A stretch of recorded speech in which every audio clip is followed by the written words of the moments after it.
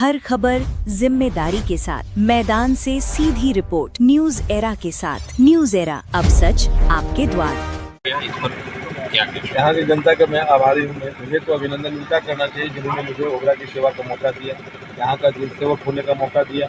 मुझे इनका मैं कृतज्ञ हूँ और मैंने कहा है मेरा रोम रोम आजीवन आभारी रहेगा, क्योंकि उन्होंने मुझ पर भरोसा जगाया। एक साधारण कार्यकर्ता, जहाँ जातीय समीकरण में मैं फिट नहीं बैठता, ओबरा के समीकरण में मैं बिल्कुल फिट नहीं बैठता था।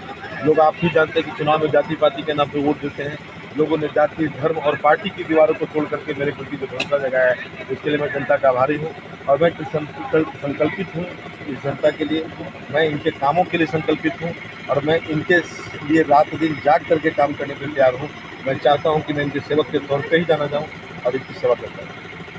पहले तो मैं इस मंच से खड़ा होकर के आप सभी गांव वालों को झुक करके प्रणाम करता हूं आपके आशीर्वाद के लिए। आपको बहुत आभार आप सबों का। मेरा रोम रोम आपका ऋणी है और इस जन्म में इस ऋण को मैं चुका नहीं पाऊंगा, चाहे आपके लिए मैं जितना भी काम क्यों न कर लूं। आपके सम्मान के लिए मैं आपका जीवन भर आभारी रहूंगा।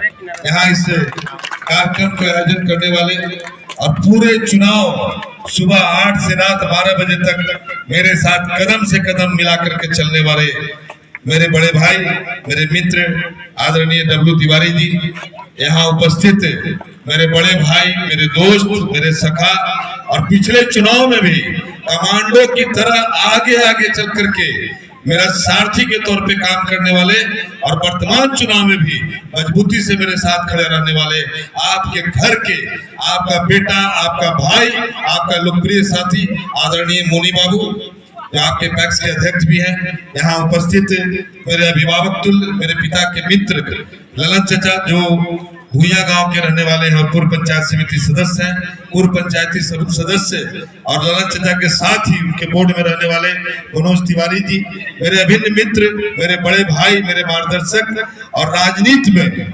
जिन्होंने हमेशा सीमाओं को तोड़कर योग्यताओं को साथ दिया है, ऐसे हमारे सुनील तिवारी जी, जिला प्रवक्ता भारतीय जनता पार्टी। यहाँ उपस्थित मोनू बाबू के सारथी, मैंने अभी मोनी बाबू को कहा कि मित्र होना चाहिए, तो मुकेश जी, दोनों मुकेश जी ही हैं। मोनी बाबू के नाम सब लोग भले ही जानते हैं, मुकेश जी की तरह मैंने कभी मोनी बाबू को बगैर मुकेश जी का नहीं देखा। आपके पंचायत समिति के सदस्य हैं, मृदु हैं और सरल स्वभाव के, हमेशा मुस्कुराते रहते हैं, पूर्व पंचायत समिति के सदस्य।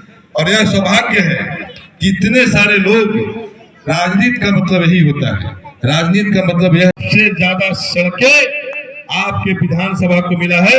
31 में से 14 सड़कें मैंने इस क्षेत्र के लिए लिया है। इसके अलावा भी चुनाव जीतने के 2 दिन बाद पथ निर्माण मंत्री से मिलकर के मैंने NH 139, जिसको मैं मौत की सड़क कहता हूं, जिसमें बाइक सवार बिल्कुल सुरक्षित नहीं है। जब 2 गाड़ियां आमने सामने से साइड लेती है, मोटरसाइकिल वालों को समझ में नहीं आता को अपना मोटरसाइकिल लेकर के किस दिशा में जाएं।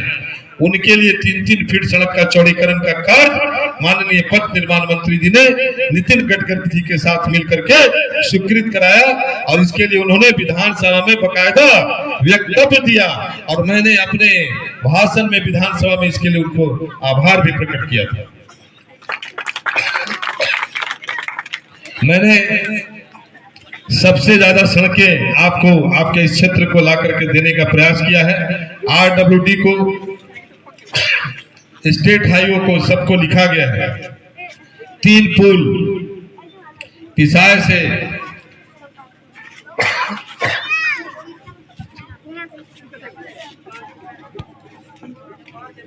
जोड़ने के लिए पुल, बेल जो आप रोड में जाते हैं, बेल रोड में चपरी के पास जो पुल नीचे की तरफ धंसा हुआ है, उस पुल को चौड़ा और ऊंचा बनाने के लिए उसको भी मैंने दे दिया है।